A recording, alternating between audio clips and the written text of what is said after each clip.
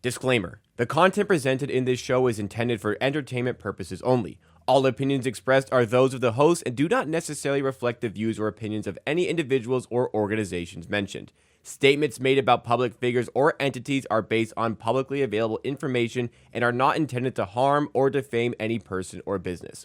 This show relies on fair use of social media posts, which are presented in good faith for the purpose of commentary and criticism. Viewers and listeners are advised to form their own opinions.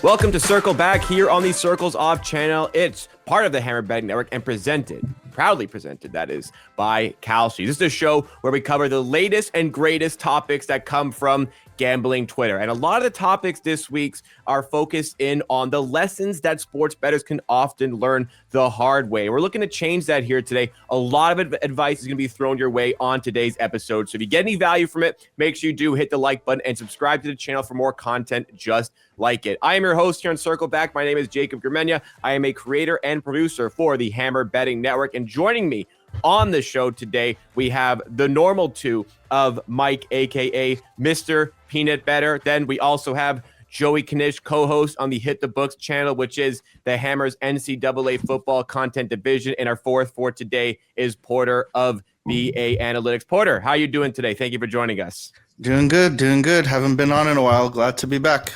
You've been ruffling some feathers on Twitter as of late, so good to have you on. You get to really give your opinion on some of these things here today. But without further ado, let's jump into the topics for today. Like I said, a lot of the topics today are going to be focused in on helping, giving advice, and things of that nature. And the first topic that we have comes from, first of all, it comes from David Soderquist, who says updated betting odds for Florida's next head coach per Bet Online. And what it does, it lists a bunch of head coaches that could potentially be getting hired. And a quote tweet came in from the Tailgate Tent, who said, would caution people into believing things based on $25 limits. Dave Mason of Bet Online has been doing this for over a decade, and he's damn good at it. And I really like this topic because it brings up a conversation that I really want to have. But before I get into what I want to say, let's go first of all to Mike, Mr. Peanutbettor. Do you agree with what's being said here by the Tailgate Tent? For sure. Yeah, I used to kind of see these things before I understood how limits worked and all that stuff. Whenever I would see these things, I would immediately take it as, oh, wow, people, give probably a false level of, expertise to professional bettors and kind of the knowledge that they know, especially about things like this. So I think that, a lot of people just see those odds. They don't understand limits. Why would you understand how much of market is more efficient made by its limits kind of if you weren't in this business? So I think it's a great PR strategy, but it means nothing in the long term. And we'll go to you, Porter, our guest for today. Anything to add on this conversation? Yeah, so, obviously what was said before, accurate. You always have to pay attention to bet sizing. But, this same exact market also exists on Kalshi, and there's quite a bit of volume you can get. And if you I just took a little look over there, the numbers don't really line up between the two sites. So, yeah, it's true that here, you're not really going to get any information from $25 bets, though I have seen other head coach markets and the lines are moving. So even on those $25 bets, Mason over here is moving lines. But really, if you fish around, there's other places where you can actually get more down on this. So, while this market might be small here, there's liquidity sometimes in other places to find. I think my biggest qualm with markets like this is when reporters often use the odds to drive a story. So, for example, they'll take Lane Kiffin, who is minus 300 at Bet Online, and they'll take that and say, well, he's an implied probability of 75% to become Florida's next head coach, not taking into account the hold that is in this market, because the second person on this list is at plus 120, which is like 45% implied probability. And already we can see that we are well over 100%. So there is a ton of hold in markets like this, and it doesn't lead to accurate stories, but can make for a very clickable title for articles. Knish, do you ever see things like that? Does it agitate you as much as it agitates me? Well, Mason's running the old play. He's been running this playbook for a long time with $25 limits. But I agree also, great. That's why we brought him back on the show. Great segue by Porter that now in the prediction market era, there is actually, so, not a ton, but much more liquidity than $25 with like the high hold market. You know what? I think a lot of people, maybe not as much anymore, used to get Bet Online would send out like these in like a bunch of emails to like people who were, journalists or on 3 or 24/7. And you'd have some like 24/7 guy who doesn't know what the fuck they're talking about be like, oh my God, 300 Lane Kiffin, it's a guarantee. When they going to do the announcement? So yes, although I want to say at least in 2025, there's more awareness around it than there was 5-7 years ago, where like everybody was like, oh my, like a 300, when's he sign?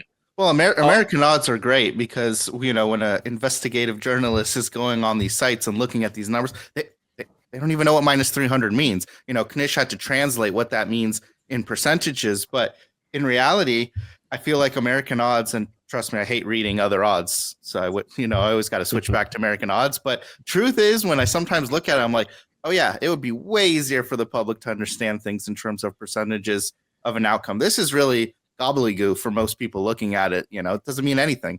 $100, $300 to win 100. What does it really mean to them? So where it agitates me the most is, you're right, like people don't really understand what these numbers mean. But for Knish, when you said it, people don't really fall for it as much anymore. I push back on that because I do Raptors coverage aside from my work at the Hammer, and I see so many reports because the Raptors have assets they can trade, so they're always in the mix for a star player when they become available for trade. And the Raptors will be like plus 400, and it'll get translated to 20% implied probability, or better yet, like when they're even higher. And a Raptors reporter will use that and say, well, they have a 20% chance of landing like Anthony Davis or something. And then Raptors fans get all fired up. Oh my God, we might actually trade for Anthony Davis. It's like, well, actually, no, we have probably less than 10, maybe even 5%. It's just the odds are shaped the way they are. Mike, do you want to add something? Yeah, I know someone who worked at one of these more recreational books, this book was a recreational one, and they had one of these markets, and he said that it counted more they put the cost as a marketing cost rather than on the traders. And he's like, the odds would like move because then they would think in different markets, it gets highlighted as blah, blah, blah is the favorite. It was back all the way back in the Kawhi Leonard sweepstakes. So, right.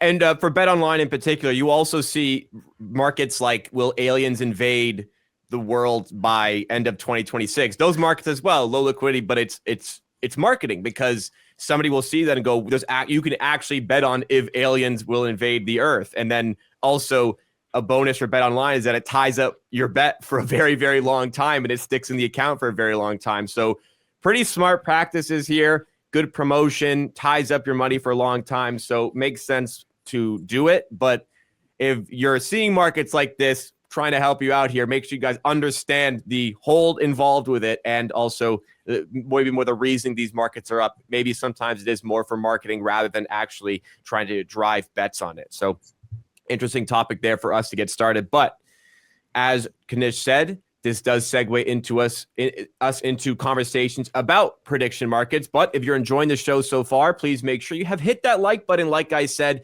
really does make a difference for the YouTube algorithm. And make sure you're subscribed. We have Circle Back shows every Friday like this at 8 a.m. Eastern time. We do our live Circle Back Monday at 1 p.m. Eastern time. And we have bonus videos Wednesday at 1 p.m. Eastern time. I made a video for Wednesday this week, a couple of days ago, and there was great feedback on that. I highly encourage you to go to the channel and check it out. But on the conversation of prediction markets, we talked about it on the show recently that DraftKings was looking to get into the prediction market game. Now we're actually also seeing that FanDuel wants to get into the prediction market game as well. We have a couple of people of Covers who talked about this story a little bit more. Going further in on DraftKings, like we're getting more confirmation that they are going to launch a prediction market, which even has sports event contracts.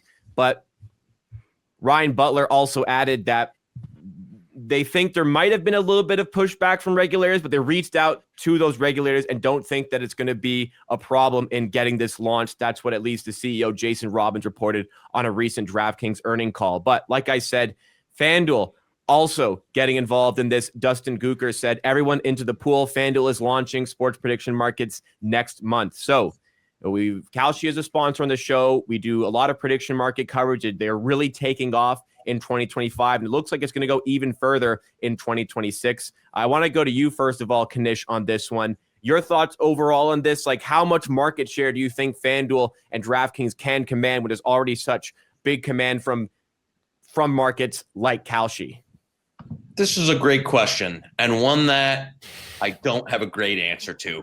Okay, so I don't know. What my opinion, which would be just like rooted in no fact, but just opinion, would be they have enough budget and money behind them to probably push their way in.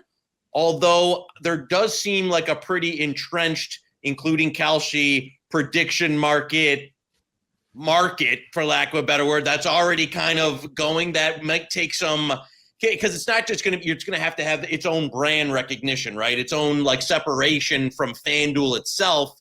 That in the other thing, like the FanDuel, what separated FanDuel and DraftKings early on from the rest of the books was their tech, right? Like the app tech that separated them from the MGM interface. Yes. Their interface was just insane compared to from years of like DFS and that and fine tuning. Will they have those same advantages in this space? I don't know. All right, let's go to you, Porter. How much market do you think this will command? I think it's going to command a lot of market. Man, the new generation's so cooked. We're now predicting everything. I love, honestly, the words that they use, and like so many of these Twitter guys, how they're like pretending that they're somehow trading on sports bet, the RSI and the volume exchange. I'm like, they're not even watching the game. They think the lines on the screen are like people, the traders are somehow affecting the line, not what's actually happening in the game. I think I'm hoping that what happens is somehow there's enough liquidity between all these exchanges that there's actually, there's going to be lines just like now where, FanDuel or DraftKings or MGM, they have different lines. Hopefully somehow these exchanges, at least at the beginning, will present that opportunity. And then I think eventually what's going to happen is it's going to consolidate to whoever's spreads are the smallest. But I definitely see that this is a battle that's going to be fought for a while. There's no like winners right now for sure. I think they can definitely come in with their brand recognition and carry some weight. And over to you, Mike. Give us your thoughts on all this.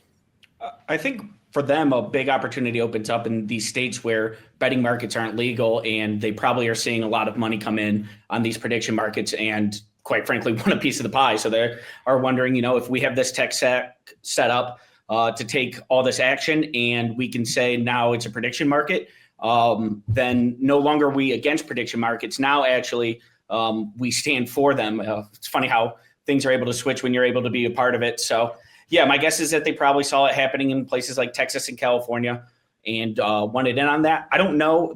Maybe an interesting question is, I don't know how tax advantaged it is to have it in prediction markets via or sportsbook, if they maybe want to shift some of their business from the sportsbook to the prediction market. I don't know any of that stuff.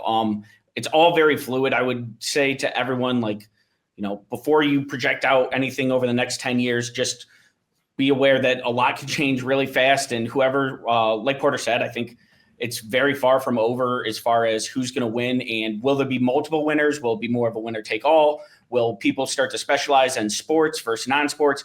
I don't know. It's going to be really interesting to watch. And I think that the prize is big enough that everybody's going to spend a lot of money trying to get it.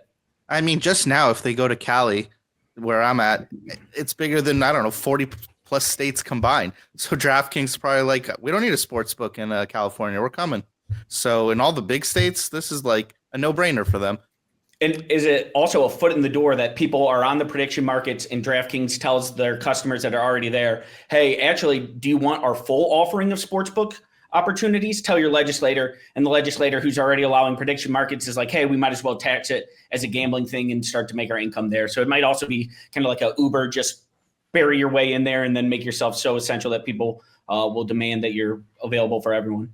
So it kind of felt like as regulation started to become more widespread around North America that there were so many sports books that came out, but it kind of felt like some of the bigger markets would just start to really eat up all these other sports books, and it would really consolidate into some monopolies. It ended up kind of being two big ones in FanDuel and DraftKings. Now, we saw that again for the sportsbook side, but do you, like, Mike, you kind of hinted at it a little bit. You don't know where this is going, but could you see it going in that direction for prediction markets as well, with them now getting in the game? Sure. Initially I thought for sure it was going to be one winner takes all, where the liquidity is, where everybody's going to be. Now I'm not, as positive, just based on, there's different things that get created, and this is evolving so fast. I don't want to be so certain in my prediction. I also think that if there's so much liquidity available and it's, nationwide, then maybe a rush for liquidity isn't as important. So it'll be interesting. People aren't price sensitive, so it's important to keep in mind. Everyone is like, just become more and more efficient. Maybe people also kind of just go where they want, and you got to chase the rec money wherever it is. So I'm not sure what it's going to look like. I think that there's a decent chance of consolidation, which would be would be bad for bettors certainly. But I think that also there's a chance that we start to see places kind of find their niche, especially with different tech and things like that. So we've talked a lot about like the tax implications that are going to hit Americans in sports betting in 2026. Are those implications still in place on prediction markets, or is there better ways around it? Porter, do you have an answer for that, or Mike, one of you? I believe they're not tied, in that a prediction market does allow you to somewhat circumvent how the law, the 10%, effectively just think of it 10%, off the top law goes. So I could see a shift in that. I mean, this is off topic a little bit, but I've talked to like lawyers and accountants, and I'm worried that the general consensus is people are like, file different. So we'll see how that law plays out. But I think prediction markets it does not apply in the same manner. Okay, so interesting stuff, but clearly prediction markets are making big waves in the sports betting industry and the ecosystem as a whole. We're probably presented here by Kalshi. If you want to sign up to Kalshi and get in now, get in early while they're still growing, you can do so with the QR code that is on screen at the moment, or you can go to the link in the description at any time while you are watching or listening. But we're going to keep it locked with prediction markets as we move into our next topic, which comes from Calvin and Hobo, who says, how many years does it take before I have the self-confidence to oppose big money on an exchange that disagrees with a bet of mine? I keep winning these spots this season in a small sample, but here we are again with another bet that someone has thousands of dollars listed against me on some obscure player prop at a better price than what I first took. And here I am again, not clicking it because of self-doubt. And I really like there's a first reply from Big Buck Hunter Henry, who was a one-time guest on Circle Back as well, who essentially said you have to decide, like, are you that guy at some point? I know, Mike, you are heavily involved in predicting on prediction markets. So you posted, you posted a screenshot with some heavy losses recently, so I hope you're doing okay there. But how do you make that decision? How do you make this leap to decide, are you that guy or not on these markets? Because if you post something and it gets filled immediately, you kind of feel like you're in danger. And as Calvin and Hobo said in a reply here, if you take this bet and then it gets reposted at the exact same price, you also feel like you're in danger. I think that most importantly, you never make this kind of leap all at once. You slowly get more and more and more confident until eventually you're like, I feel good taking this at this number. And really, to me, the only way that you get more confident in taking those types of clicks and taking, action against different people is by getting burned a couple times. I think that really the best way to learn about this stuff is to get burnt once or twice, lose your money, and then realize, okay, this is where I screwed up. I've been betting this and I don't think this is working, and kind of trial and error that way. I think a lot of times people optimize for getting, they never want to lose one bet. And I think you kind of lose some different opportunities by being afraid to go into an opportunity and have it not work. So more or less, I would just say, keep betting them. Don't be afraid to lose one individual bet. Don't be afraid to kind of lose, to test what you're capable of, and kind of keep pushing slowly. And eventually you just are more comfortable taking more and more options.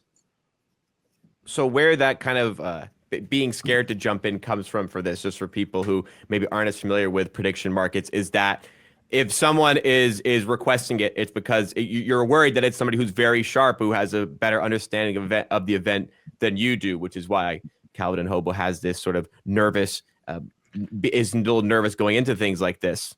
Go ahead. Also, also, I know Calvin and Hobo doesn't model it out via numbers. I always have found kind of, even if it's a false sense of security and having a number to fall back on, just because it kind of helps you look back over past results and can be like, all right, what did I have here? What was the actual thing? I think that even if I'm not any more confident in the play, just having a number is almost like it's like a safety blanket in a way.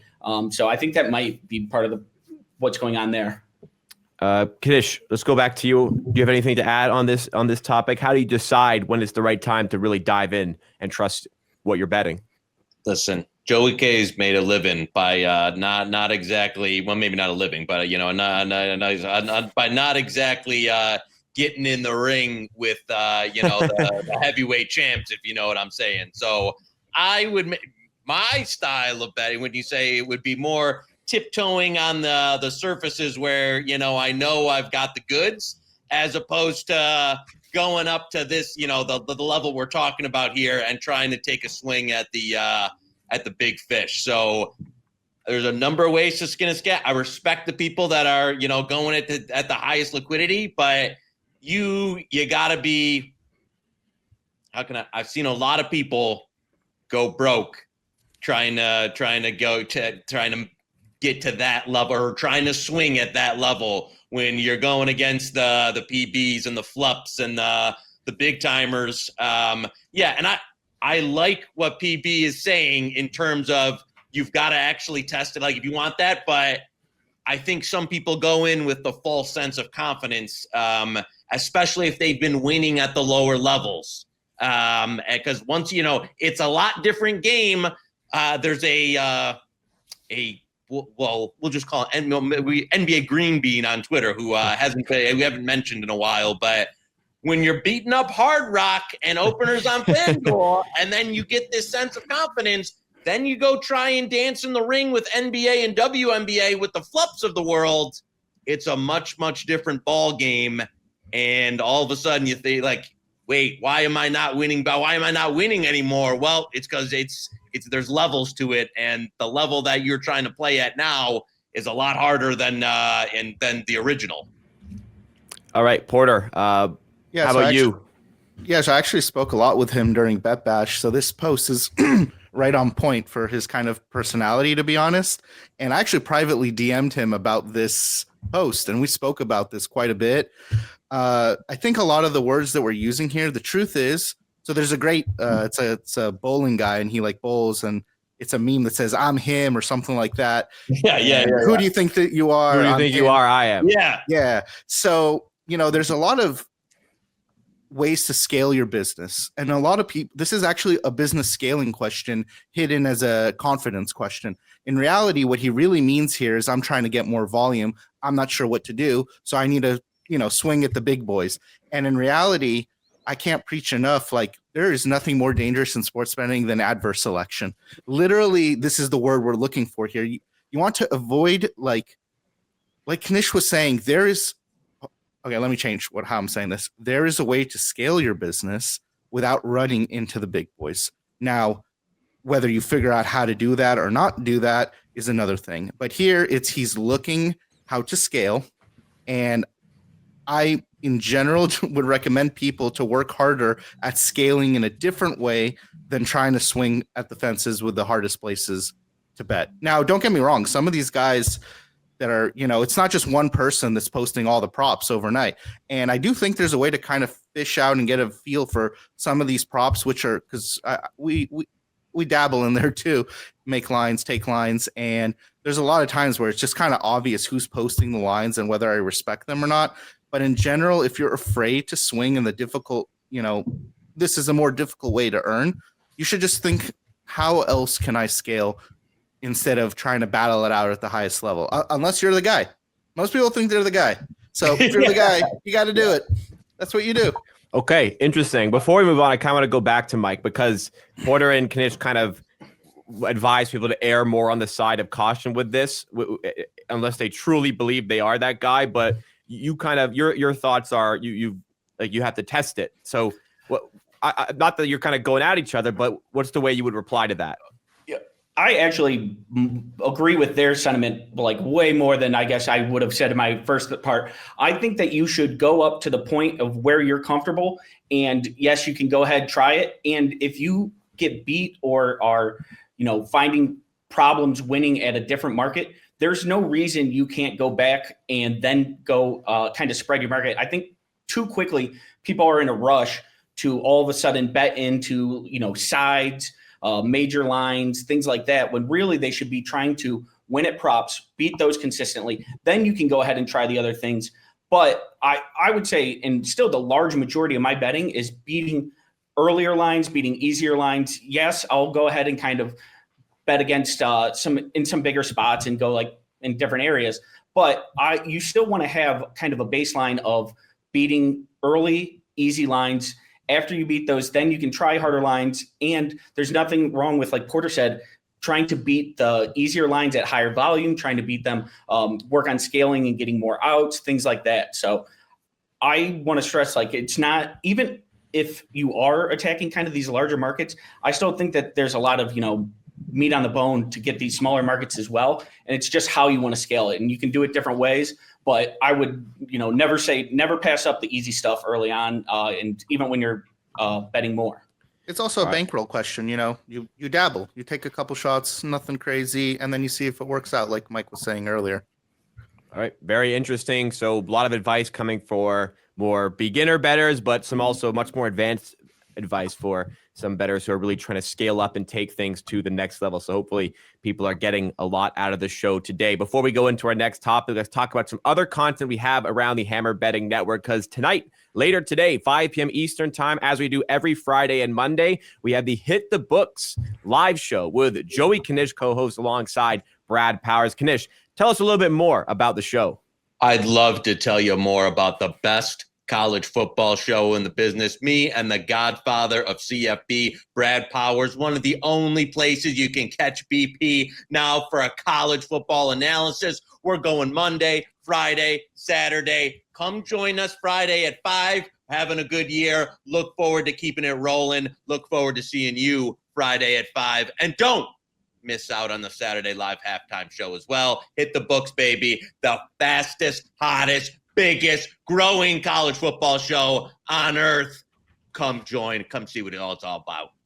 We hate to give Knish any credit, but they do a great show, and you can't deny that. Go check it out with the link in the description. That is our college football channel. Now, we'll get into the next topic on the show, which is we're scaling it back a little bit. Not as advanced of a topic, but for people that are trying to really develop as a winning bettor, I think it is an important topic to discuss. And it started off with WizBets, who said that CLV is 100% the most overrated aspect of betting. In only 5 to 10% of cases, good CLV equals sharp read and the books made an error. Most of the times it's because there is tons of volume on one side of the bet. Learning this has been my biggest growth as a capper / educating young gamblers. Porter, I saw you in the replies. You had a lot of pushback on this. I'll go to you in a second. Pips NBA, who we've done NBA content with here at the Hammer. We often see him on the Hammer Daily, which is on our flagship channel, the Hammer HQ, which is also linked in the description below. But he had a lot of pushback towards this and did not agree really with what is being said. He said this is a wild take. If 1,000 of your bets get positive CLV and the other 1,000 get negative CLV, guess which one will win you more money? It's that simple. And there was even more pushback as well from Blaze Bets, who added on to this and kind of wanted to highlight where there are some inconsistencies with the mindset when it comes to CLV, because he says if you get a line at plus 100, your chances of winning are about 50%. If that line moves to minus 150, your odds are at 60%. If it moves to minus 200, your odds are at 67%. What a lot of newer bettors don't realize is that you take a minus 200 3 times, you're expected to lose a third of the time. It sounds basic, but a lot of people don't fully comprehend it just yet. And I think a lot of it comes from people who are just, they see the minus 200 number and they just don't want to bet something at that much juice. And there isn't as much of an understanding that you're really working with very small percentages. Like really, if you're getting 2% CLV on all of your wagers, like that is extremely good, but it just feels like it's not because it's only 2%. Porter, we'll go to you on this one because, like I said, you're in the weeds on this one. Yes. So is CLV overrated? No, CLV is not overrated. Blaze covered it really well there. It kind of was what I said on the previous topic. The conversion of what these numbers really mean to percentages. American odds don't, it's not naturally, it's hard to naturally understand what those numbers mean. So it's like, oh, I see a big number, I'm supposed to be a winner. And a lot of this is just people don't understand what any of these numbers mean. They don't really understand what the movement means. I will go back. I believe I deleted my original thing that I posted about this because it was too harsh. Okay. And Wiz Turn in a new leaf. No.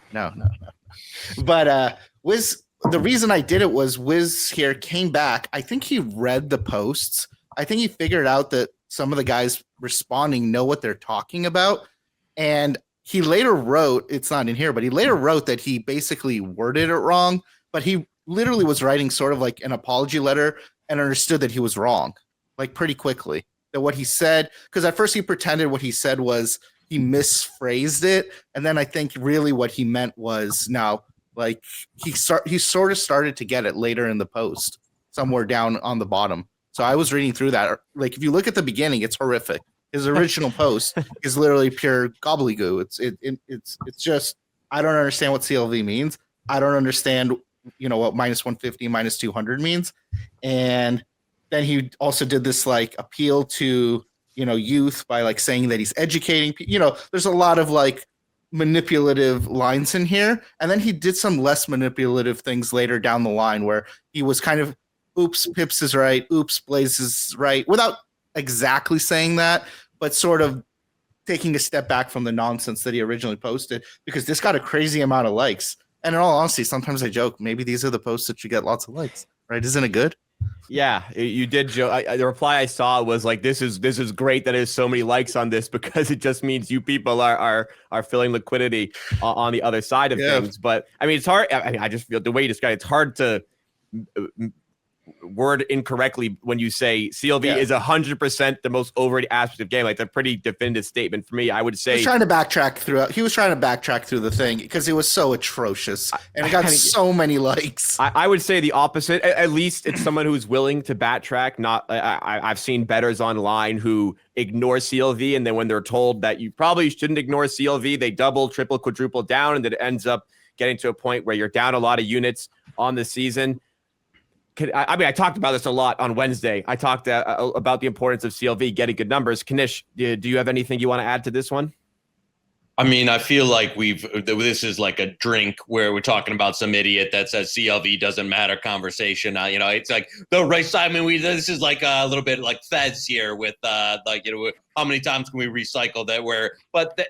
I think the problem is there's so many people that like, I don't want to say believe this now, but it's become such a big talking point around like it almost like a group think of like, if CLV doesn't matter type of thing. I don't have anything other than that. I want to add one more thing to what Knish is saying there. It's like the broken taillight syndrome where you're like driving and you think you see broken taillights all the time. In reality, when people lose their great CLV plays, they're just focusing on those moments and the times where they get great CLV and win. Whoops, I forgot about that moment. And I promise you the times you get great CLV and win happen a lot more often than, the opposite. And I think part of it as well is just that it's very rare to get good CLV and then win at your number where it wouldn't have won at the closing number. It just doesn't happen frequently enough for people to really realize it, but it does happen frequently enough for it to matter and make you profitable rather than it's 5%, 2 to 5% of the time. That's it. That's the difference between you winning and you losing. It's just such a small percentage that people don't think like that. Exactly. It almost feels to me like it's just such a divided topic that now people are just starting to become contrarian for the sake of being contrarian, just to say like, oh, look at me, I can win, and I don't get positive CLV. Mike, do you want to touch on anything for this one? Just echo everything you guys said. There's also becomes like an endowment effect where you almost believe that you have that win in your pocket when you get a bunch of CLV. And I can kind of feel it at times where you're like, oh, this has moved so much in my favor, not realizing like Blaze. I thought Blaze put it very well that it's okay. You're still like you still have a very decent chance of losing. Especially this happens if you've ever bet like a long shot and had it move in your favor a ton, and then you feel like the bet should win, and you are like, actually it's still 20% likely to win.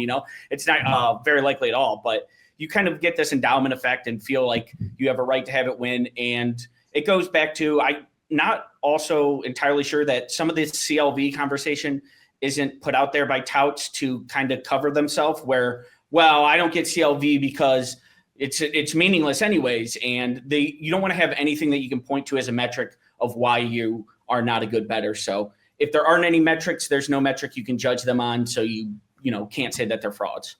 That's a very good point. I would say if somebody says they ignore CLV, they don't care about it, and you follow them for betting advice, that is a monumental, humongous red flag for anybody. I mean, anybody who knows anything knows that getting positive closing line value is always a good thing. Like maybe won't make it definitive 100%, but 99.9% of the time, getting positive CLV is massive. Now we'll transition into another more novice sort of betting advice topic, which comes from originally Matt Downs at @CMattDowns on Twitter, who said you shouldn't start sports betting seriously with less than $10,000. We've covered some similar topics before, but say you need $10,000 to really get started seriously in sports betting. Porter, do you agree with this? Okay, so this is like a semantics game because I do sort of agree with you should have a bigger bankroll when you start because you're going to burn accounts, burn out. But you can also start with, effectively bonus whoring and doubling up your bankrolls. I mean, I've seen this guy post before. Part of his growth and his bankroll is like how much he sells in ads and marketing. And so this guy like includes all kinds of crazy stuff as a part of how much he wins in sports betting. He somehow encompasses everything as sports betting. But I do tend to agree that also, again, it depends how old you are. Are you taking is this your career? Is this a hobby? Because of course not. If this is a hobby, you can start with just, arbing some free rolls or using some programs to arb small amounts of money and build up. What's your goal? Are you trying to make lots of money? Is this supposed to be a fun endeavor where you make some, a little bit of extra pocket change? So if you're not taking this as like, if this is a hobby or something on the side, then he's totally wrong. But if you're trying to make a lot of money, it is hard for people to understand that if you have a 5% ROI and you're turning over your bankroll and your bankroll is $100, you're better off flipping burgers at McDonald's than, arbing $32 on each side and making 15 cents. So it really just depends what the semantics of this statement really mean. I mean, this is just like he's trying to push buttons. And by the way, people will write, don't unit shame. Honestly, people should unit shame if your goal is like this is your income and this is what you're going to do. But if this is a hobby, you got to leave people alone. Let them do what they want to do. Yeah, it just depends. I mean, unit shaming, I think, comes in when you're flexing how good of a bettor you are and you're talking about how big of a sports bettor you are. I think that's an appropriate time to unit shame people. But people doing it on the side absolutely agree. And I think part of this conversation needs to go to like, what's your definition of betting seriously actually mean? Because for me, I think you should be able to, I think if you're actually starting seriously in sports betting, and look, sometimes it's just difficult saving power, and sometimes like, you can start winning and you can start with less. I think there's a lot of ways you can use bonuses and things of that nature to build your bankroll and get up to a level where you're betting more seriously. But I think like you should start with something that can really not even necessarily maximize those bonuses on sign up offers, but to a point where you can really exploit them to build your bankroll. Because it's a bit of a waste. A uniform answer. I have a uniform answer for this question. When people ask this, should I sports bet, should I not sports bet? Every person has approximately what their economic capital is worth in society. Nobody knows the exact number, so that's it's not pinpoint. But effectively, serious should just mean, does this substitute if I got a job? That's it. It's a really simple definition that I think most people should go by. You have something of value in society for earning power. Does this at least match my earning power? That's it. So right. Simple. Mike, we'll go to you next. Is there a number you think you need to start? What do you think? It also depends on what your current skills are and how are you trying to, make it in the industry, or what's your skill set that you're bringing to the industry. If you're someone who's originating stuff, I believe there's some value in kind of working out the kinks early on your own accounts And it doesn't have to be, I'm so much better of a bettor than I was when I first started that it doesn't necessarily the money gained from my original accounts was much less valuable than the skills I learned doing it. And I'm a pretty big believer in that until you do the thing, you don't know if you can do the thing. Kind of similar, going back to Calvin's point. So it depends too on how you're trying to get into the business, what you're trying to do. If you're trying to set up operations and be good at scaling, then you want to, maximize those accounts. If you are someone who is trying to come up, with trying to originate smaller stuff and you want to try out stuff, I think that it makes sense to use your account. So it really depends on what you're trying to do, how you're trying to affect the business. But I do think that there is value in kind of your own accounts, not in just the dollars you earn on them, because eventually if you want to scale right, you're going to have to move past your own accounts anyways. So the value that you gain from them is less valuable than the skills that you learn kind of along the ways of learning to beat the sports books, because, it does take some time depending, on your skills and the ways you're beating them. And Knish, over to you. You want to add anything to this topic? Yeah, you know what? I thought PB kind of that last point there around it really, if you want to be like a mover and be like do some of what I do and actually like get fills for people who want like $10,000, not going to cut you know what I'm saying? Like it's not going to do it. But if you're a originator starting out, there's plenty of people who, if you show some amount of competence and talent and knowledge, will put you on a free roll and get you. And that's how a lot of people start off in the game, where you can start with a free roll and see, build that bankroll without having to risk your own funds. So in that instance, you don't have to have $10,000. You don't have to have $1,000. You can, you might have wanted to test your own stuff a little bit before, you're getting into the realm. That's what most people do. But if you're just going to do kind of what the port, like some bonus bagging in that, then it really just, it's kind of a, hey, whatever, it can be $1,000, it can be $5,000, it can be $10,000. You can just go along and maybe earn a little additional stuff like bonus horn up. So I would say it depends what your goals are, but it's such a gray area of where you're at in the journey, of how that's going to look. And it's such a definitive answer from the guy for not knowing the situation, right? You never want to put a hard line on means this for someone when you don't know how they're getting their edge, what they're doing. If you say you're starting with more SGP stuff, or if you're moving, like Joey said, if you're a mover, you need more than $10,000. You're not going to be able to kind of move stuff with $10,000. And if your plan is to kind of work your way up through different markets, it's a little bit different. So that's because his definition of sports betting just means arbing. He doesn't know what sports betting is. This guy's just talking about arbing. All right. Then I probably would say $10,000 probably is pretty correct. Too little. And that's why he wrote that. All right. There you go.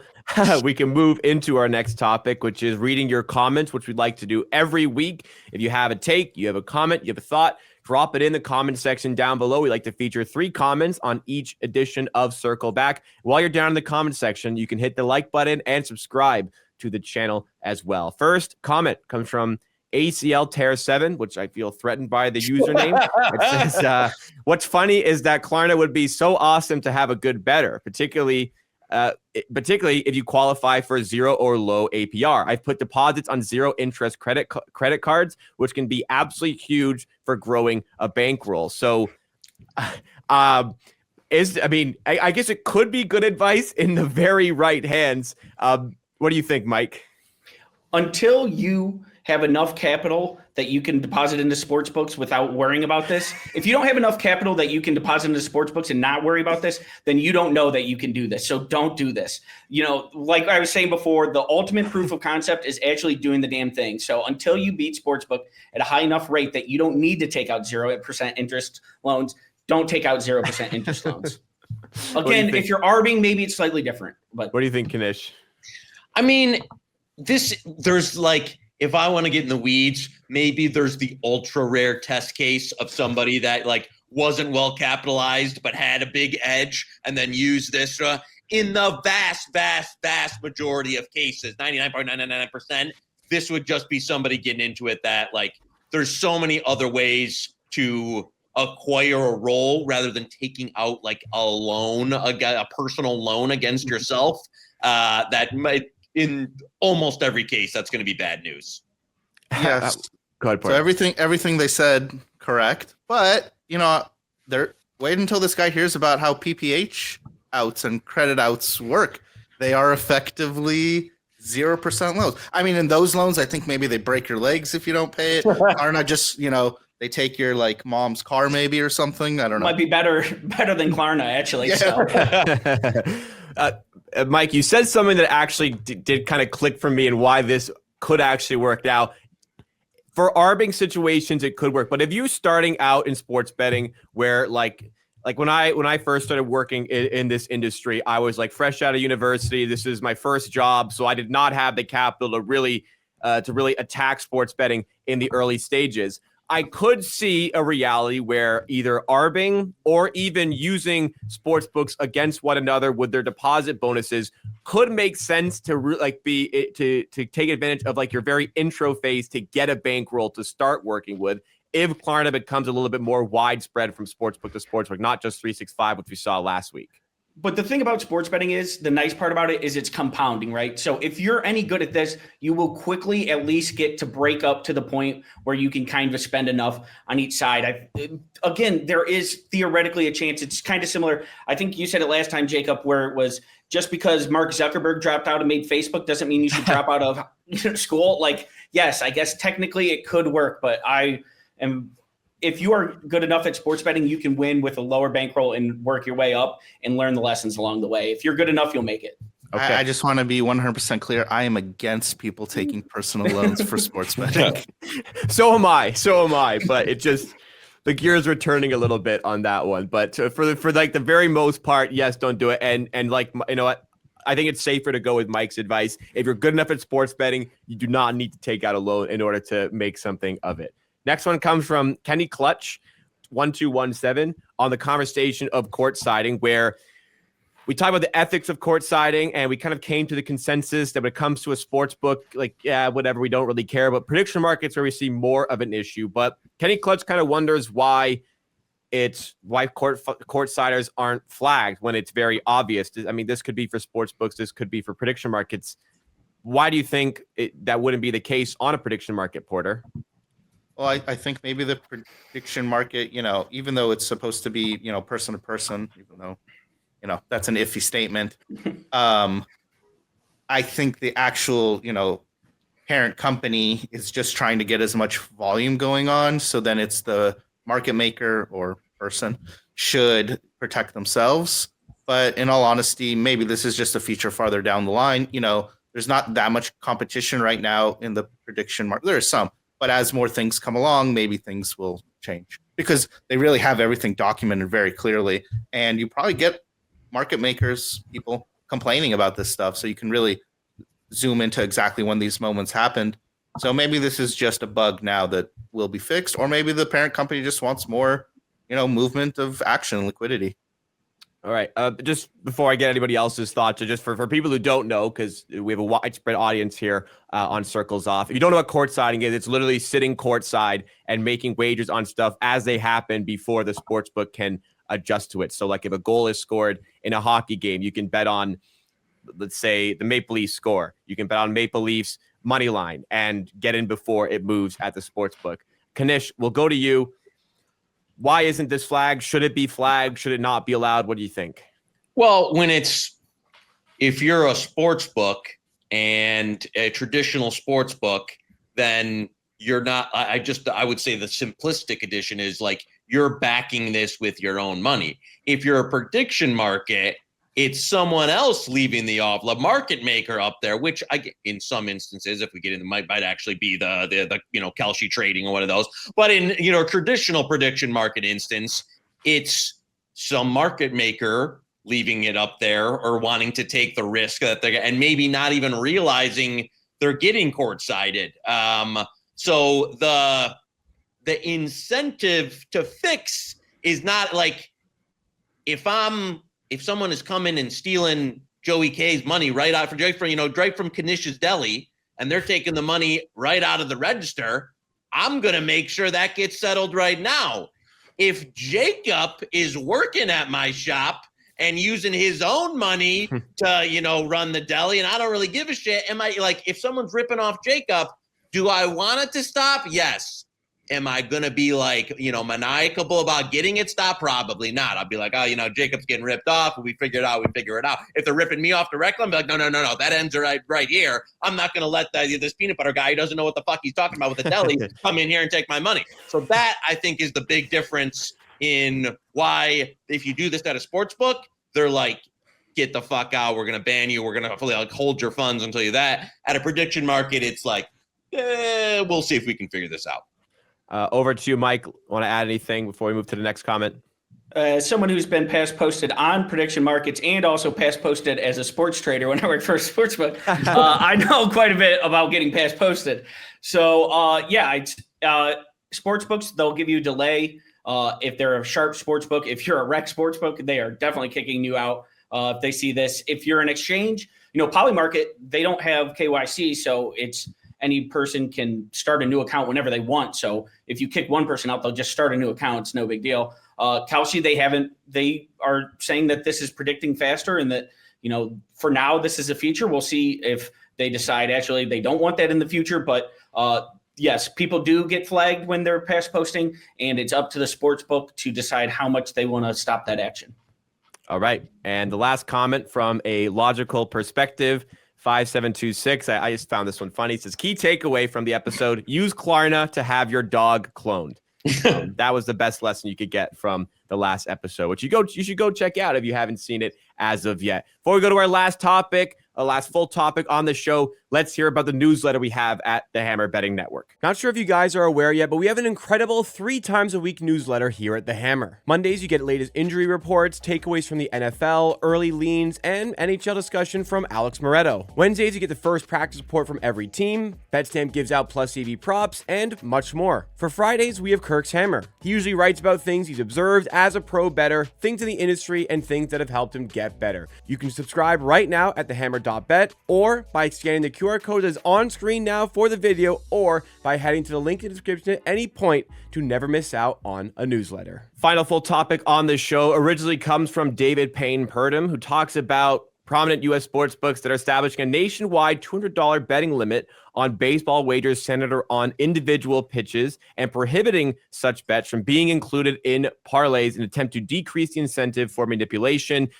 in result of the gambling scandal we've seen involving 2 Cleveland Indians pitchers recently. Raheem Palmer quotes that and says, sportsbooks need to look in the mirror and face their own greed. There's certain markets where there's only 2 types of people betting it, the super sharps or the degenerates. You're going to get the degenerates money anyway, so ask yourself if those are the only 2 types of people betting it, why even offer it to begin with? So an interesting perspective on these sorts of markets. Let's go to you first of all on this one, Knish.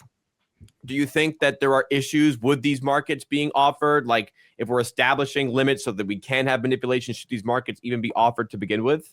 No, you know what? I'll give it to the Monday show where just if you offer everything you want and put like $100 cap on it, you offer the pitch by pitch, offer whatever.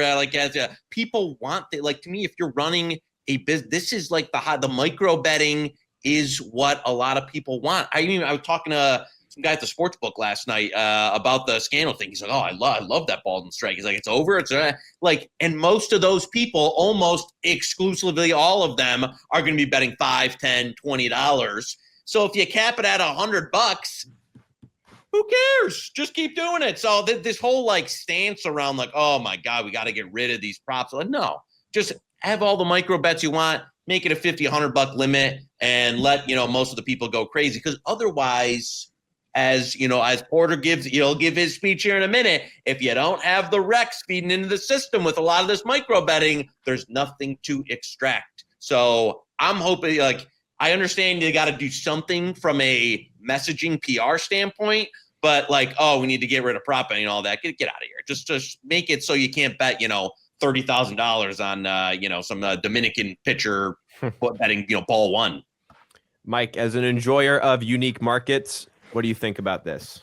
I disagree with Joey in the sense that I believe that where they get their money on these things is the big cats. So they don't care about the $100 bettor. They want him, sure, but what they really want is the guy who is gambling a ton on every pitch and is rolling it over and is the whale count. I mean, there was a story of that Fanatics guy that changed he moved from Fanatics to FanDuel, one or the other, and he changed the entire handle of what sportsbook was getting what in the state. These guys, like, it's a real 80-20 thing where these huge whales are basically where the majority of the profit comes from. So if you're going to offer all these markets, essentially you have to get margin back eventually, and it's by getting the huge whales to kind of spend it out. So I think Joey's option makes the most sense. I also think that Raheem's point, they are going to not want to do that because they want to get guys who can spend lots of money instead of a bunch of small people who spend a little bit of money. And finally, over to you, Porter. Where do you stand on this one? So a couple of things. One, that's absolutely pathetic that a nationwide sportsbook's handle is changed by one whale. That should open the audience to see maybe how little handle some of these smaller sportsbooks are having, because that's a joke, honestly, that they don't have marketing to get other whales. I really tried to prepare for this one segment where I would somehow defend that there should be big limits on this stuff and how people just move to PPH or how this helps catch the fraud. But I'm a big proponent of prop bets, but man, honestly, the lie that athletes will not cheat for relative small amounts of money for what they make. Well, you know what? This stuff kind of disproves all of that. Yes, sportsbooks caught the cheating, but they caught the cheating because they created the problem with these micro bets. It's really sad to say, but these niche ultra micro markets, especially the high pace, they probably got to be adjusted. And again, how are you going to tell the VIP whale he can bet $200 on something? This is not going to work. Listen, I know some whales. They're just going to say, peace, I'm going somewhere else. Like, it's really that simple if that's what they want to do. And now listen to the story. One whale changes an entire handle. How are they going to, interact with that? And by the way, I saw the NFL is trying to reduce certain props for certain markets. Now, I believe that here we are talking about micro markets, which really don't exist many other places. But there will be incredible pushback if you're taking away, will the QB throw 125 yards on Thursday Night Football? That's going to cause real problems for books. Now, if you're talking about these micro markets, maybe it's different, but it'll be interesting to see if there's really going to be a pushback on large markets that are the bread and butter of these sports books now. 10 years ago, people didn't bet props. Today, you talk to anybody on the street, they love props. Okay, interesting perspective there. Give us your thoughts on it in the comment section down below. That'll bring us to the chopping block on the show. This is stuff that we didn't think we needed to dedicate full segments to, but nonetheless, we still wanted to talk about it on the show. And the first one comes from Connor Allen. It was in response to Big Cat, kind of advocating, Big Cat of Barstool Sports, but advocating for taxes to not be implemented on sports betting. Don't let higher taxes kill the vibe. He's asking for taxes to be lowered so that people can still enjoy betting on sports responsibly and recreationally. Connor Allen replied, or quote tweeted rather, and said a lot of pushback from people who I assume don't actually understand just how outrageous the taxes are and that they are essentially all being passed down to us, sports bettors, and then lists through all of the egregious taxes that have been increased in the last 2 years alone, and also asked for this taxation to stop. Let's go to you, Porter. How do you feel about this? I mean, obviously, you feel like you want less taxes, but how do you feel about this? Do you think this is the right move from legislators to implement all these taxes? So this is just going to be, I believe, a learning lesson that us as sports bettors are going to get punished for. They're going to very simply make less and very simply later revert this. And that's just how I see this playing out. They're going to get punished for making bad economic decisions. We're going to get punished from their bad economic decisions. I don't know how long it takes to make changes. Changes eventually have to be made when they see they make less handle. It is pretty much a slap in the face when these other random guys are trying to pretend that the taxes don't matter. And it is what it is. I don't think the legislation's changing. And eventually this goes to court. And look at those numbers. I mean, any sensible person, eventually when this reaches a judge, are they really going to be like, oh, this is they might use the vice angle.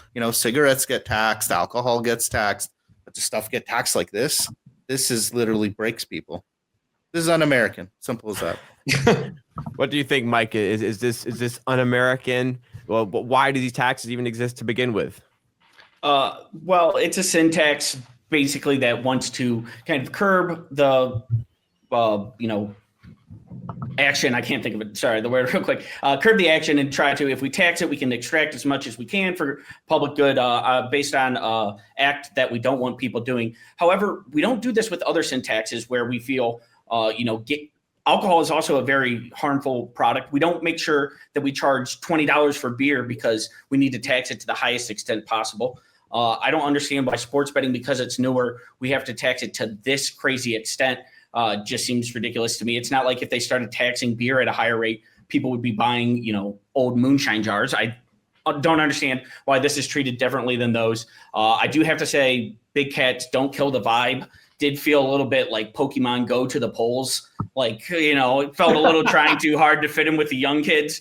But from what I understand, they didn't pass that law that Big Cat was, arguing against. So I guess that's good. But yeah, the tax rates are getting insane, and it's just my guess is that nobody is going to give a tax cut to these gambling companies. So it's probably going to get worse before it gets better. And lastly, Knish, this one, go ahead. This tweet got some of the worst vitriol from I just saw some quote tweets from this from people on other corners of the internet, not in our corner of the internet. And it was between him and these people are the worst people on earth or that. So I think the problem is the masses, the normies, the non-better is who gives a shit. Whereas I don't think there's this, as PB's with drinking, maybe not as much smoking now, but there isn't this who gives a shit, tax them into the ground type of sentiment with some other vices. Whereas sports betting, I don't know, maybe because it's more numerical or monetary, the connection, there just seems to be more of a public acceptance of who gives a shit about taxing them. It's because it's new. Prohibition existed too. They pummeled it into the ground 100 years ago, and look what happened. It's just because it's new. That's it, in my opinion.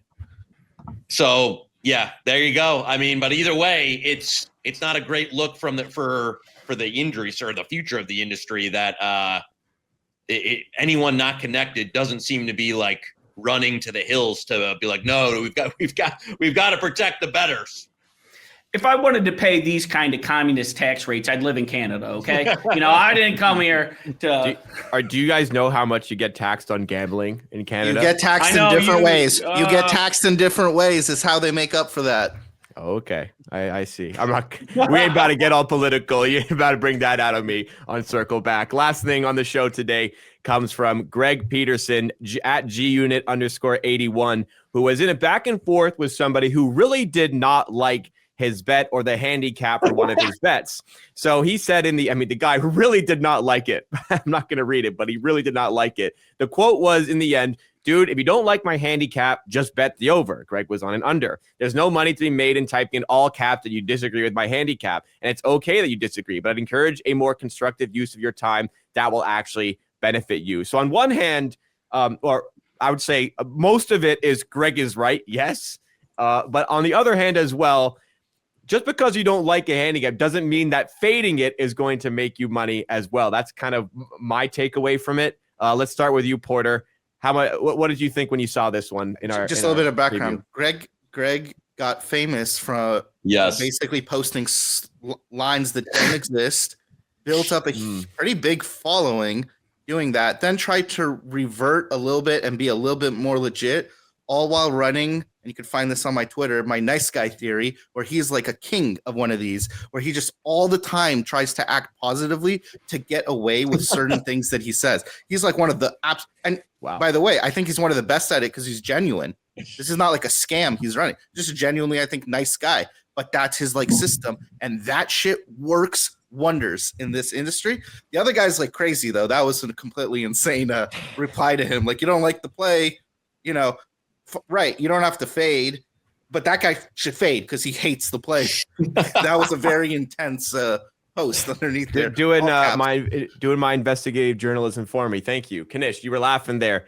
Anything to add? I like, this is when you've been around too long, is I remember specifically Greg would they were Bet Online openers, and he would then post them as if he was like betting them. And then so he'd have these massive amount of plays for college basketball and do it as a record. But none of it, he wasn't actually betting the stuff. So yeah, there's a checkered history there. With that said, anytime somebody with a lot of numbers in their Twitter handle tweets in all caps, Go Luca 77535. Yeah, you're in for a real treat. So that I'm not going to justify the response, but yeah, anytime I see responses to one of my tweets and it's somebody with 18 numbers in their handle in all caps, I look so forward to reading it. What's the threshold? How many numbers is too much for a username? I think 3 is the limit. If it's more than 3, maybe 4, it's a year. But 5 is definitely too much, no matter. Yeah, what. 5 plus. 5. Yeah, that's the danger zone. Yeah, Mike. 2069. That would be 5. That would. Well, actually, yeah. I guess in that scenario, it's kind of funny. Go ahead, Mike. Your thoughts on it. First, I'd like to say my official stance on Canadian taxes is I do not have one. That was just for the joke.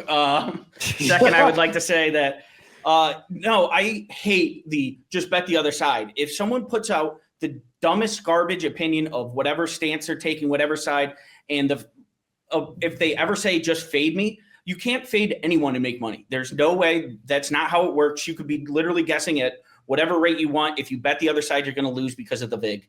I hate the just fade it kind of logic. The guy put off also the original comment. He put off a total that was 20 points off market. So he was 20 points off on the market and then was like, well, this is reasonable. Why didn't you just fade me? Okay, clearly you don't know what you're doing. I should say, I don't think that you know what you're doing, for legal purposes here. But I would the fade thing is it's such a bad point. And it's the person thinks they're so clever when saying it. It's low education, low understanding of the industry. There you go. So we started off the show talking about a lot of lessons in the sports betting industry, and we'll finish off with one as well. Hopefully you learned something along the way. Hopefully you were entertained along the way. Please hit that like button if you did. Make sure you're subscribed to the channel for 3 pieces of content a week.